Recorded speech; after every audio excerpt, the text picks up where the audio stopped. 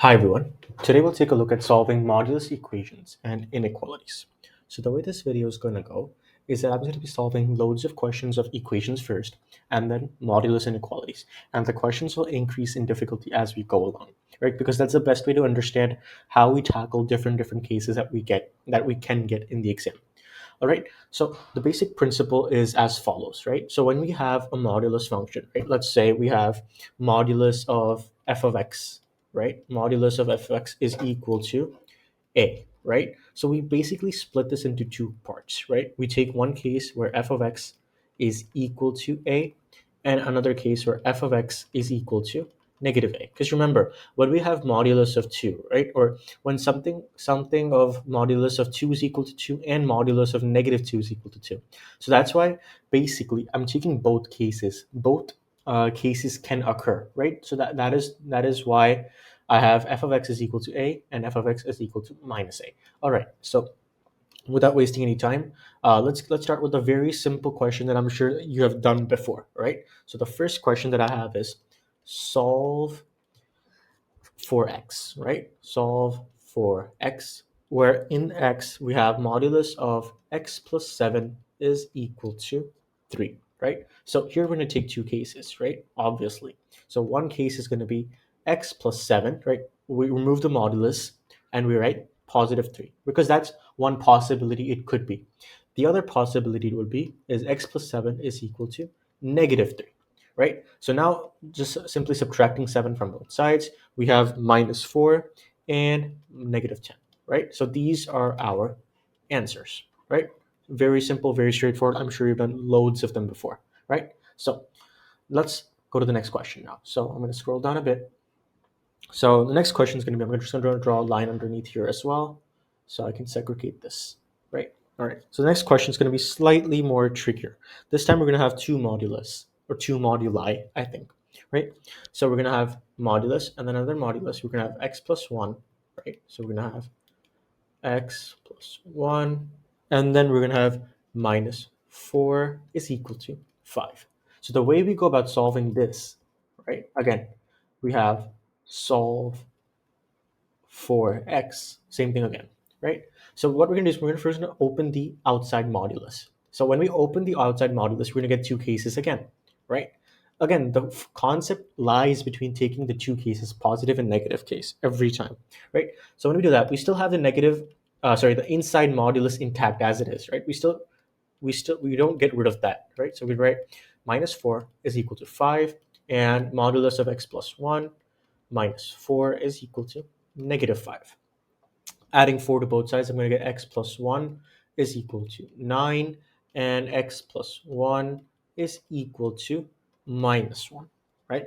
Now here I'm going to stop right here for this, and I'm going to say, no, this cannot exist because modulus of any number is positive, and here this is negative, right? So here, this is what's stopping us from moving forward, right? We can't move forward because modulus of any number, no matter what number I put here, is always going to be positive, right? So I'm going to stop right here, but I'm going to continue doing this. So now I have a simple equation, very similar to the one that we did previous question, right? In the previous question. So I'm going to do the same thing. I'm going to make two cases one more time. So technically, had this been positive, right, I would have had four cases, and I would have had four solutions at max, right? Maybe the solutions repeated between these two. I don't know, but at maximum, I can have four solutions. So nevertheless, let's break these two cases. We're going to have x plus 1 is equal to 9, and x plus 1 is equal to minus 9, right? So I'm going to have two cases right here. X plus 1 is equal to 9, and then I'm going to subtract 1 from both sides. I'm going to get x is equal to 8, and I'm going to get x is equal to negative 10, right? So these are our final answers, right? Just to let me reiterate what I did right here. So I got negative 5 right here, but when I added 4 to both sides, I got a negative 1. Now, I can't take this. I have to ignore this no matter what because whatever's outside the modulus can be a negative, right? So had this been a negative 5 instead of positive 5, I would have said no solutions right away. Like I wouldn't even do any of this right here. I wouldn't do any of this, and I would just say no solution. Similarly, if I had a negative 3 here instead of a positive 3, I would have said no solutions, right? So again, nothing too crazy, pretty straightforward. Let's go to the next question. So I'm going to make space here. I'll change the color and I will use peach. Okay. So again, I will have solve for x, right? And here the equation would be modulus of x minus 3 is equal to 2x plus 1, right? Right? So now the key here is we know that the modulus will break, right? It'll have a breaking point or it'll change, its path, right? At when x equals to 3. There's going to be this point right here, this corner point, I would say, when x is equal to 3, right? So what I'm going to do is I'm going to draw a small number line, right? I'm just trying to conceptualize everything as smoothly as possible here, right?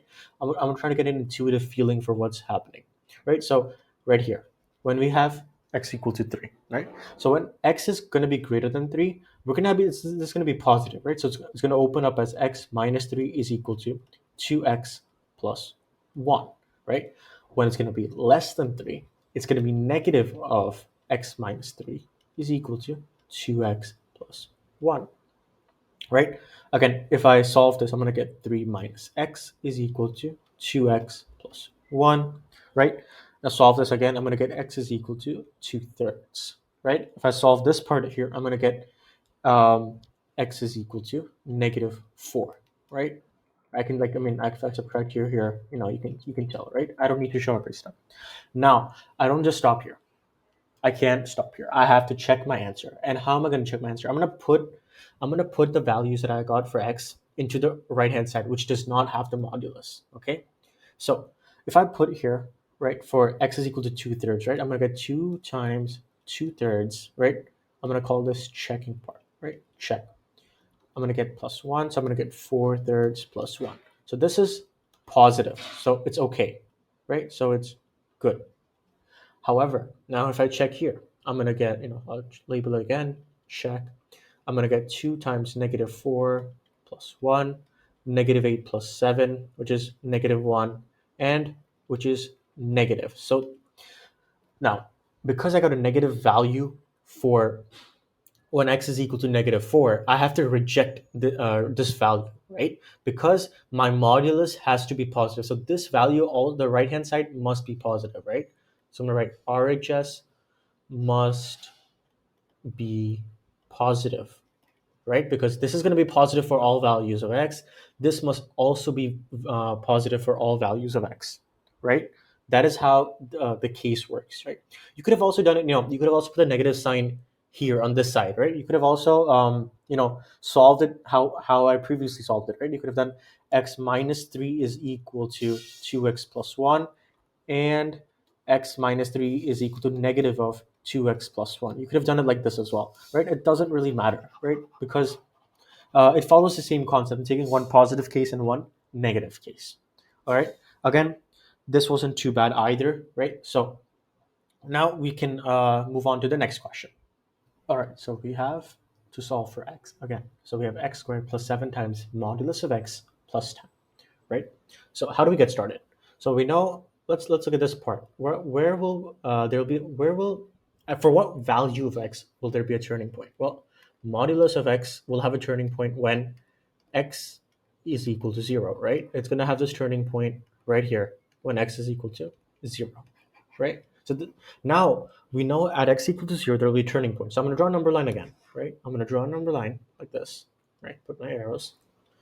So when we have 0, so when it's going to be less than 0, we're going to have x squared plus 7 times negative x plus 10 is equal to 0.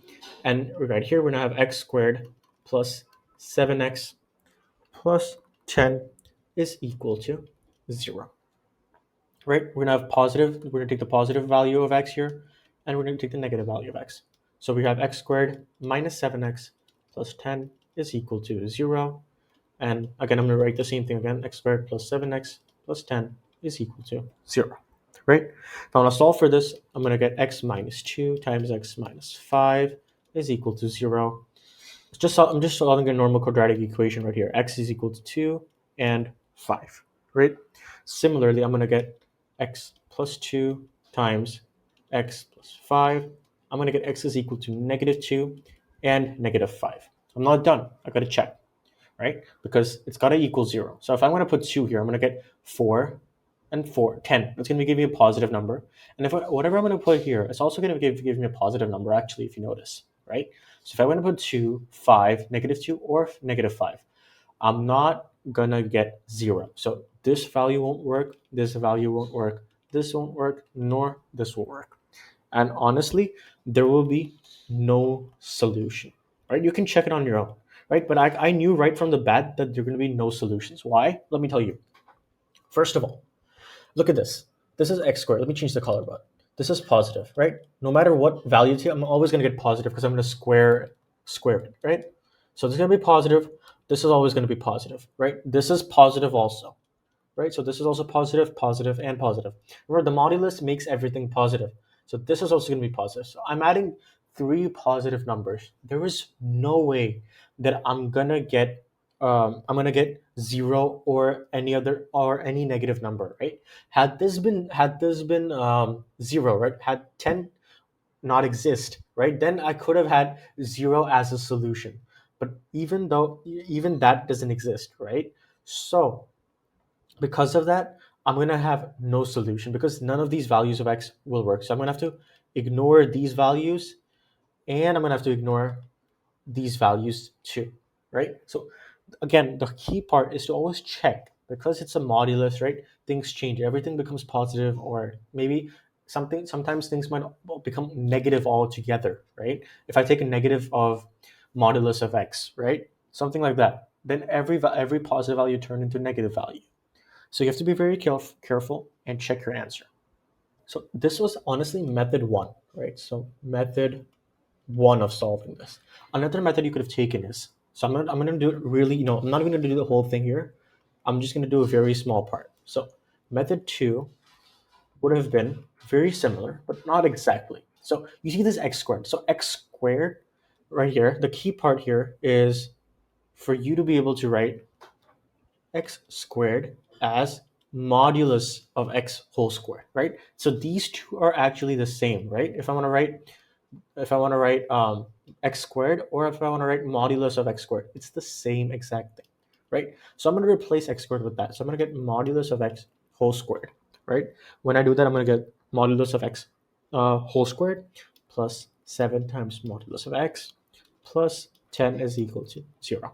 When I make factors, I'm going to get modulus of x plus 2 times modulus of x, sorry. So I'm going to get modulus of, right here, x plus 7, sorry, I'm going to write 5 right here, not 7, is equal to 0, right? So this is going to be 5, 5. And now if you do this, you're going to see modulus of x is equal to -2, and modulus of x is equal to -5. And both of them don't exist, right? So here, you can also say no solution based on what I got right here, right? So this was another method you could have always used this. This is quite handy, being able to, interchange from x squared to modulus of x whole squared, because it's the same exact thing. You can take any example if you want, 10, -2, 7, whatever, right? Pi, doesn't matter. They're all the same thing. All right, so this is a different case, right? Slightly more trickier, but again, very simple, straightforward approach, right? So what we're going to do is we're going to start with the number line again, right? Here, the two turning points are going to be at when x is equal to 2 and when x is equal to -4, right? So -4 and 2, right? So let's start with, whatever values of x when x is less than -4, right? So when x is less than -4, this is going to be negative and this is going to be negative, right? So we're going to have 2 times negative of x minus 2 minus 3 times negative of x plus 4 is equal to 1, right? That's how it's going to work, right? When I simplify all of this, I'm going to get x plus 16 is equal to 1, and x is equal to -15, right? So that's going to be one value of x, x that I'm going to get. Next on, we have when values are between -4 and 2, right? When we have values between -4 and 2, what happens is this will be negative, but this will be positive, right? So let me use a highlighter. This part will be positive, sorry, negative. So this part will be negative, but this part will be positive, okay? So now we're going to have 2 times negative of x minus 2, right? And this is going to be minus 3x plus 4. Just going to remain as it is equal to 1. Simplifying this a bit more, I'm gonna open this up. So I'm gonna get minus 2x plus 4. Right? Sorry, let me rewrite this. So minus 2x, right? So hold up, right? Minus 2x plus 4 minus 3x minus 12 is equal to 1. I'm gonna get 5x minus 5x right here, and I'm gonna get minus 8 minus 8, and I'm going to take it to the other side. I'm going to get 9. So x is equal to negative 9 by 5, right? Now, when both values are greater than, um, 2, this is going to be positive, right? This is going to be positive, and this is going to be positive, right? So I'm going to have 2 times x minus 2 minus 3 times x plus 4 is equal to 1. So I'm going to have 2x minus 4 minus 3x minus 12 is equal to 1. It's going to be minus x minus 16 minus 16. I'm going to add minus 16. I'm going to get 17, right? So x is going to be negative 17, right? So again, I'm going to have to check every single answer, whether this works, and this works. I'm going to leave that for you, right? What I'm going to do is I'm going to say that this works, and this does not work. You can check it on your own. It's not a huge deal. It'll hardly take a minute, right? So let's go to the next question now. All right, so we have to solve for x in this equation. So we have modulus of x squared minus 9 plus modulus of x squared minus 4 is equal to 5. So first of all, we're going to start by saying let x squared equal to t, right? We're gonna do this to simplify our work, so we don't have to worry about the x squared. We can substitute it back in later on. That's okay, right? So now, upon making the substitution, we have t minus 9 plus modulus of t minus 4 is equal to 5. So again, I'm gonna I know there's gonna be a turning point at 9 and at 4, so I'm gonna draw a number line again, right? So whenever I see multiple functions in a modulus, right, I always make a number line, right? That is the best way to go.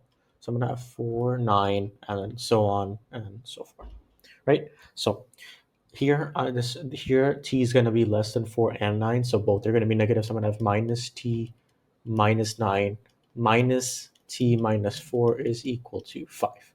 So I'm gonna have minus t plus 9 minus t plus 4 is equal to 5.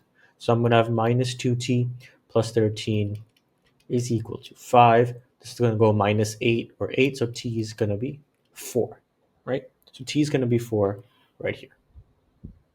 Okay, and then I'm going to have here t is going to be greater than 4 but less than 9, so this will be negative, but this will be positive.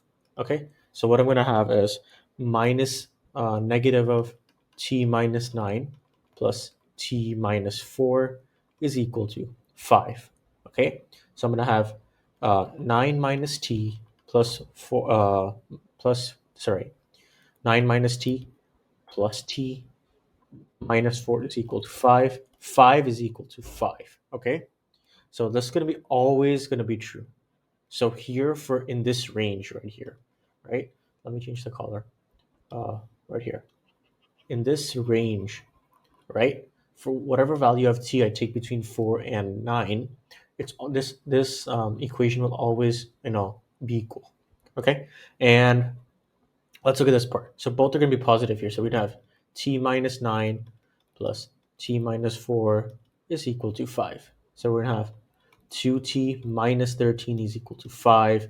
It's going to go there 18, so t is going to be 9. Okay, so now when I check my equation for the different values of t here, right, at 4 and 9, I'm going to notice that this does not satisfy and this does not satisfy the equation, right? So what I'm going to get is I'm going to get a range of value of t right here. I'm going to get is that when t is between 4 and 9, right? So uh, 4 and 9 inclusive, our equation will hold true. But we know t is actually x squared. So what I'm going to have to do is I'm going to do x squared for t. Okay. Now I have this. Now I have to solve for x. So I'm going to have to break this apart. So I'm going to get case 1 here and case 2 here. So I'm going to get x squared is greater than or equal to 4. So I get x is greater than 2, and I'm going to get x is less than or equal to negative 2. All right. I'm going to get this, and I'm going to get um, x squared is less than or equal to 9. So I'm going to get x is between negative 3 and 3 inclusive. All right. So these are the two inequalities that I have, or these are the three inequalities that need to suffice. Right. So the one way I can do it is by drawing a number line like this. So I'm going to get negative 3, negative 2, 2, and 3. So I know my values have to be between 2 and 3 for sure, right? Now the values go like this and like this, right? I'm not going to explain how to do this. I've already done this in the previous videos. That's I'm just going really quickly here, right? Because this isn't the difficult part. The difficult part was setting this entire, this part, right? Which I've already explained, right? So moving forward, so now we know that it must satisfy this condition, sorry, in this range, so my final possible acceptable values of x are basically x is between negative 3 and 2 inclusive, or so I'm going to put a union, right, or 2 and 3. So this is my final answer. So if I take any values, right, okay, let me redo this.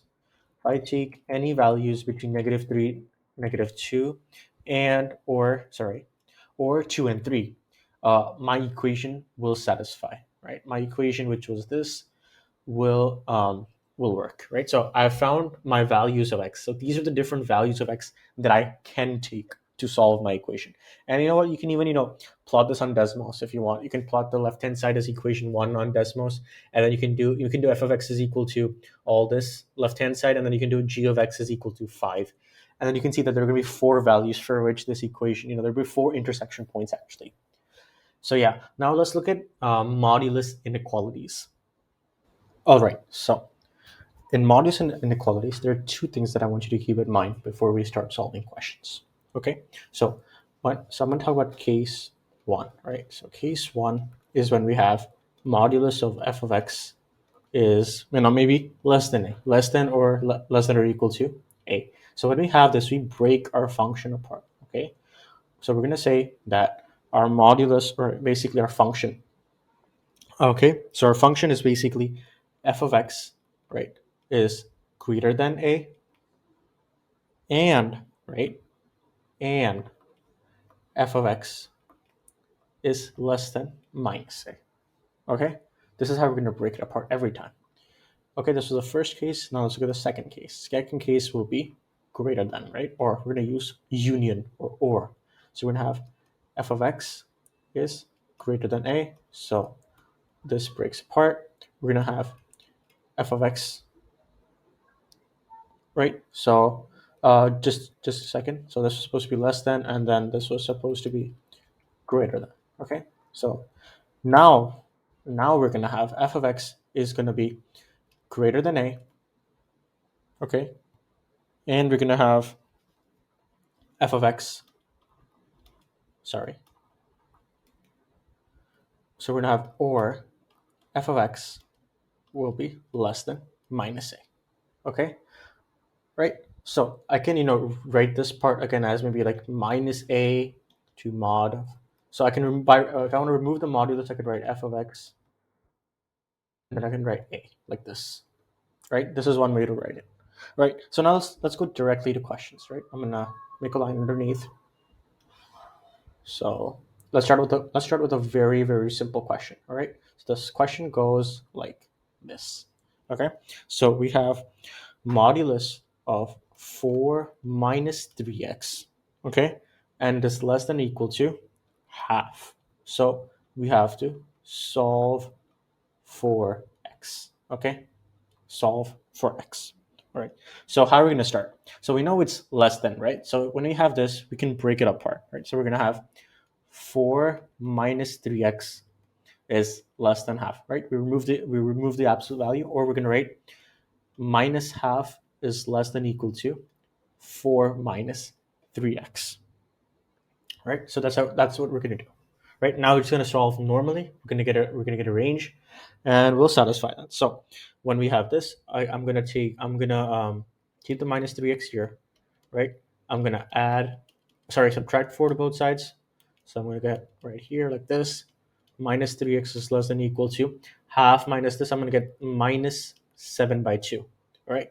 So when I do this, I'm gonna get that x is greater than or equal to 7 by 6. All right. So that's what I'm gonna get. 7 by 6. Right. So that's one part. Now I'm gonna solve this. I'm gonna take this to the other side. So the 3x is less than or equal to 4 plus half. 3x is less than equal to 9 by 2 divided by 3 on both sides. I'm going to get x is less than equal to half. Okay, so now, so now what happens is, if I draw a number line, right, I have half here. So I have half here and 7 by 6 here, right? So I know, sorry, if I done it properly. So my bad. This was supposed to be 3 by 2, right? So not half, 3 by 2. So I have 7 by 6 here and 3 by 2 here. All right. So I know 7 by 6 is supposed to go this way, 3 by 2 is supposed to go this way, right? So this must be the common area. So we can say that the value of x is between 7 by 6 and 3 by 2, right? It's a very simple process. Nothing too crazy at all, right? So nothing too crazy. You know, it's a normal inequality that we have been solving since middle school, right?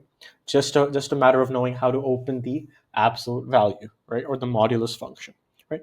Let's look at something a little bit more complicated, right? Just to step harder. So let's take purple, and I'm gonna have solve for x again, right? Solve for x.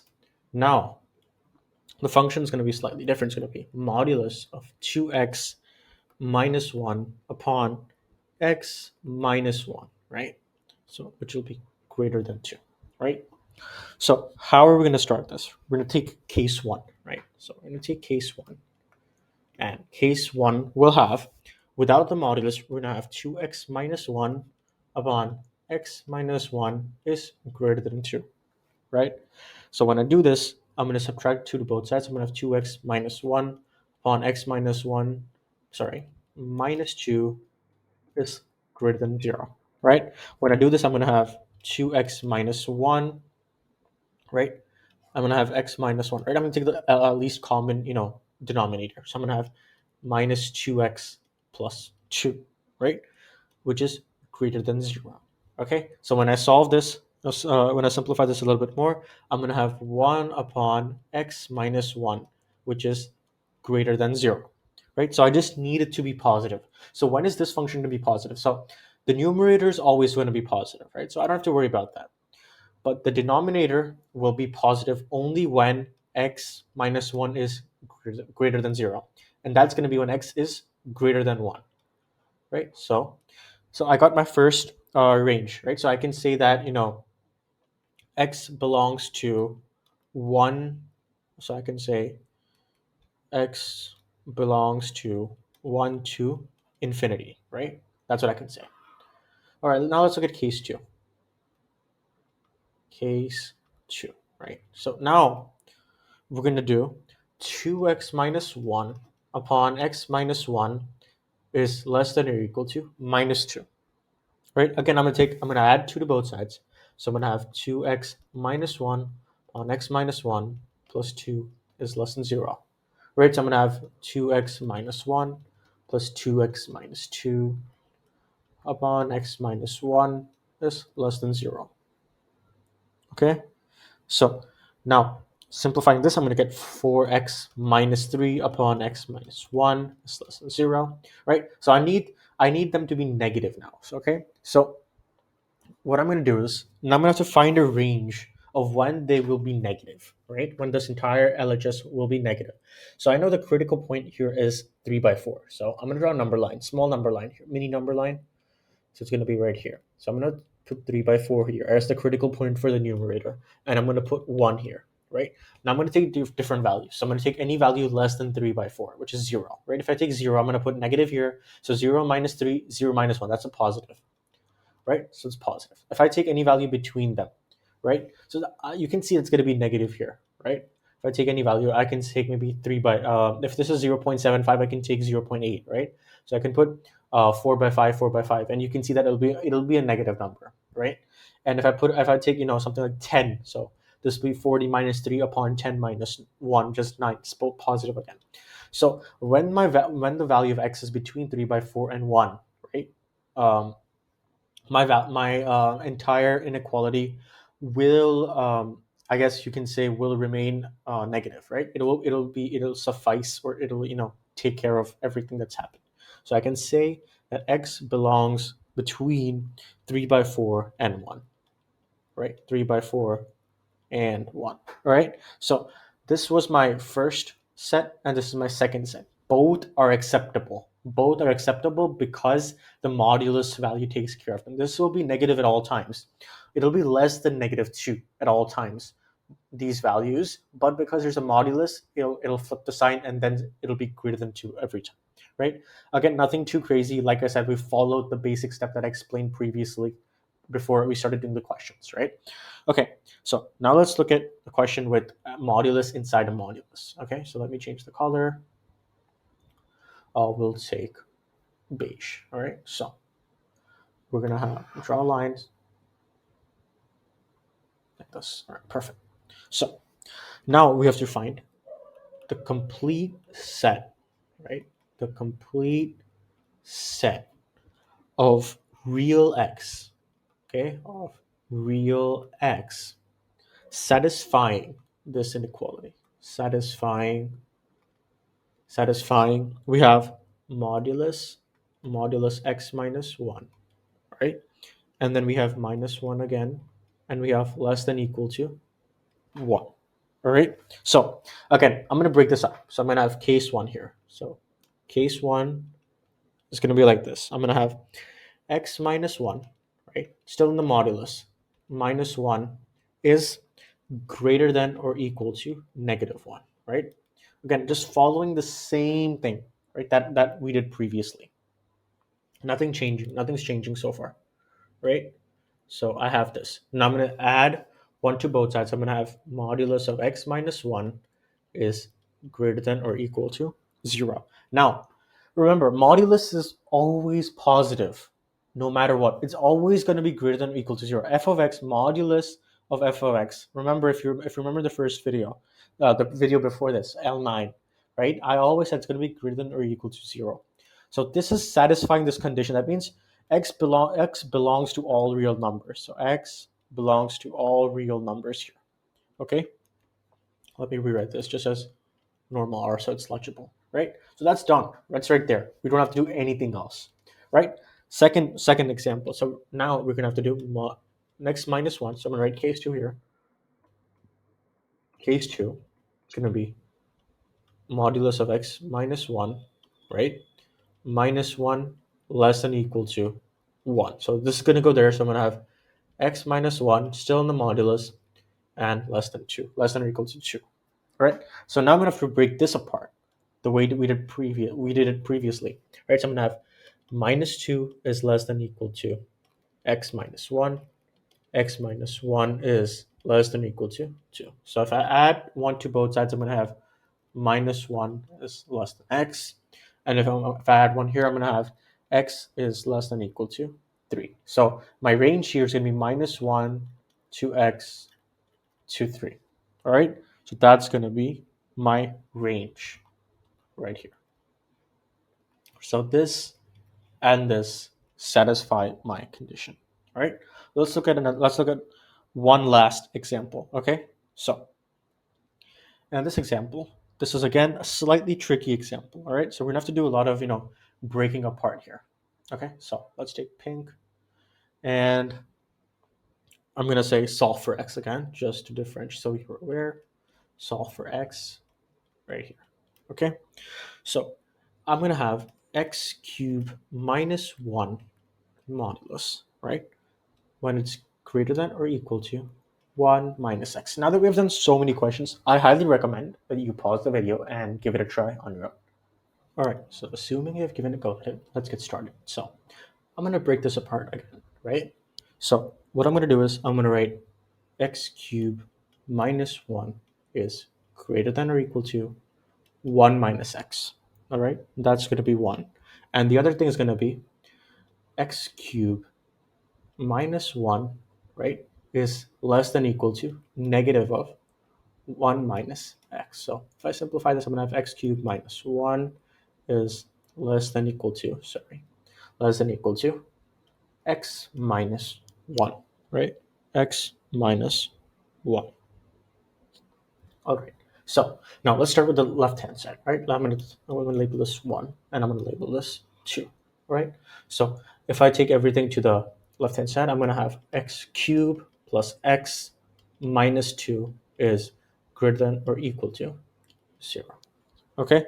That's what I'm going to have, right? Now, how do I solve this, right? If this is paper 1, right, where I don't have a calculator at all, right? How do I go about this? Well, okay, what you have to do is you have to break things apart here, right? That is the key to solving this question. Okay, that is the key. That is the only way you can actually simplify this question at all if you want to. Okay, so the way you're gonna do this, right?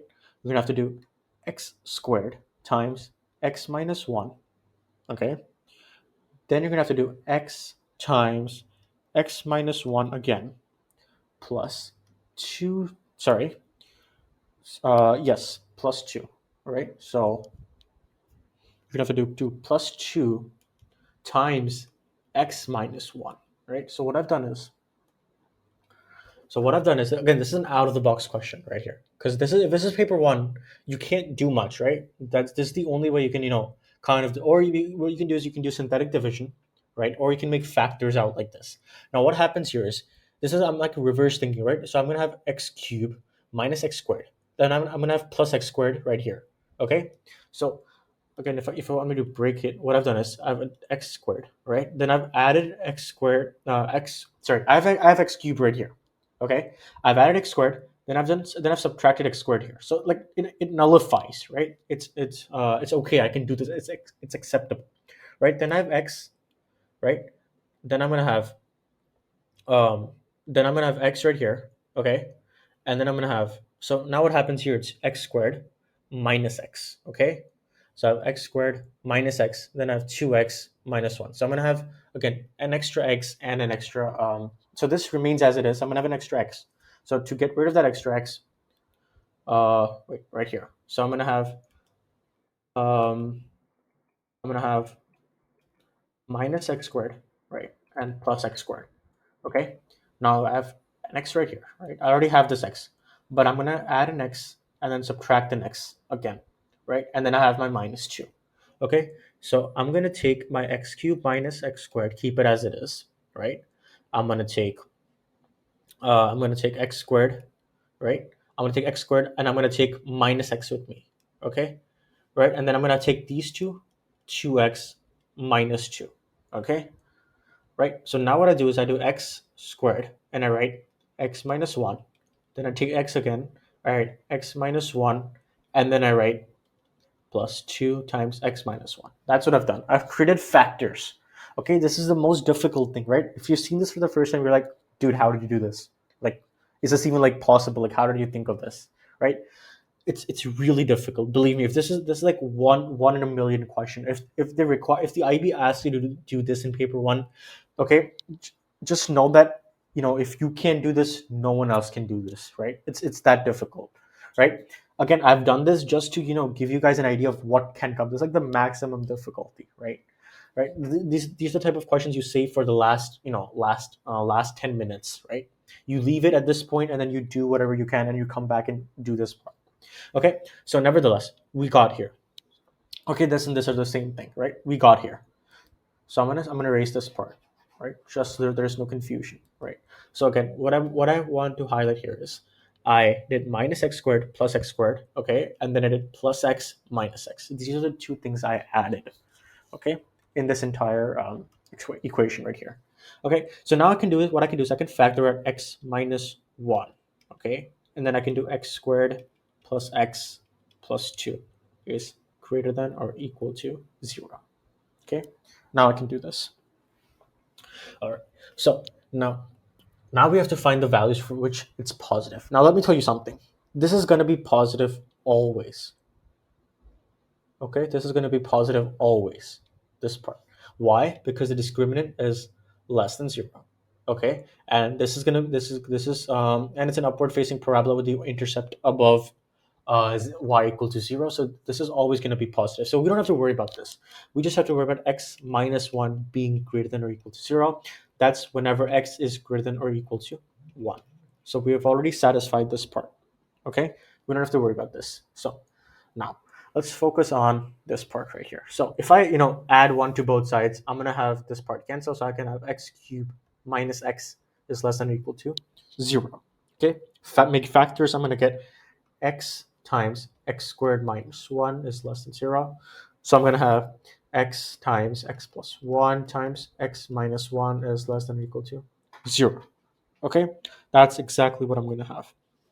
So to know which region is positive and which region is negative, I'm going to make a number line really quickly. So I'm going to have my critical points are -1, 0, and 1. Okay, so if I take a huge number on, I know, like 10, right? So I'm going to have positive, positive, and positive. So this part is going to be positive. Okay, then obviously this one's going to be negative, and this one's going to be positive, and this one's going to be negative. Okay, so now I know that my range will be minus infinity to 1. uh, this is inclusive, and then I'm gonna have 0 to 1 right here, right? So or 0 to 1. So x belongs to these numbers in this case, right? So x belongs to these numbers in this case, and if I want to rewrite this, I can write x is belongs to 1 to infinity. Okay, like this, right? So now I have this. Now I want to simplify this. So if I take a look closely, 1 to infinity, 0 to 1, right? So I can say 0 to infinity at this point, right? Look at this and look at this, right? This is going from 0 to 1, and this is going from 1 to infinity. Both are inclusive of 1, right? So I can say that this I can rewrite this as from minus infinity to 1 inclusive union 1 to infinity, sorry, 0, right? Because this, now we can include this 0 to infinity, right? So this is my final answer of acceptable values that I can take for x. Let me redo this, right? Like this, right? Like this. If you're still confused, you can always draw a number line, okay? You can always draw a number line and you can see what I've done here, okay? So let me just do this and this, right? So this is 1. Okay, so this was the last question for today. And with this, we wrap up solving absolute value inequalities and equations. Next video, we'll take a look at properties of modulus functions. All right, so this was all for today's video, and I'll see you in the next one. Bye-bye.